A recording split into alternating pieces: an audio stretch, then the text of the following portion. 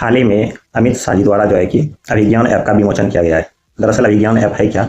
तो एनसीआरबी यानी national crime report bureau identification अधिनियम 2022 के तहत इसको जारी किया गया है।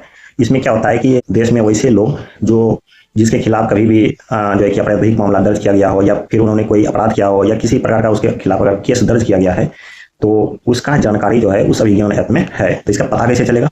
तो दरअसल उसमें एक फिंगरप्रिंट है और उस एप्लीकेशन को जैसे भी आप ओपन करेंगे तो उसमें जो है कि एक फिंगरप्रिंट है।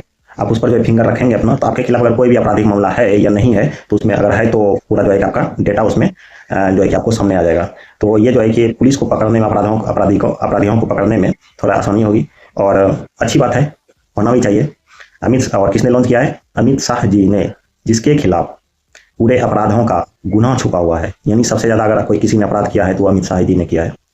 जब उस एप्लीकेशन पे किसी का फिंगर रखने से ये पता चल जाता है तो सबसे पहले अमित शाह जी का ही उस पर फिंगर रखना चाहिए ना। उसके बाद ये चेक करना चाहिए कि क्या उसके ऊपर कोई आपराधिक मामला है, देश से तरी पार किया गया था या नहीं, या फिर उसके खिलाफ कोई केस दर्ज है या नहीं। मैं तो कहता हूँ कि सिर्फ अमित शाह जी क्या, बीजेपी के जितने भी विधायक हैं, एमएलए हैं, एमपी हैं, सबका फिंगरप्रिंट उस पर रखा जाए और ये पता चलेगा उसमें कि क्या उसके खिलाफ कोई भी आपराधिक मामला है या नहीं है। मैं क्या, पूरा देश छोड़ो, ये हम नहीं, गूगल कर लेना, पता चल जाएगा कि सबसे ज्यादा आपराधिक मामला किस पार्टी के विधायकों के पास है या एमएलए के पास है, तो आपको बीजेपी का नाम सबसे फर्स्ट लिस्ट में आएगा। इसीलिए मैं देश के लोगों यानी देश की जनता से कहना चाहता हूँ कि उस एप्लीकेशन पे जो विज्ञान ऐप है जिसमें 1.3 करोड़ लोगों का आपराधिक मामला यानी आपराधिक केस अगर उसके खिलाफ है तो उसमें डेटा छुपा हुआ है, तो सबसे पहले अमित शाह जी का ही फिंगरप्रिंट उस पर रख करके चेक करना चाहिए क्या उसके खिलाफ कोई आपराधिक मामला है या नहीं है।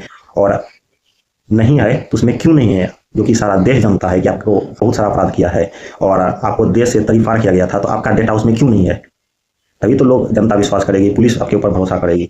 यह चीज होना चाहिए ना। तो मैं अनुरोध करता हूँ, क्या ऐसा होना चाहिए या नहीं, ये मैं देश की जनता से जानना चाहता हूँ। इसका जवाब आप लोग कमेंट बॉक्स में जरूर दीजिएगा ताकि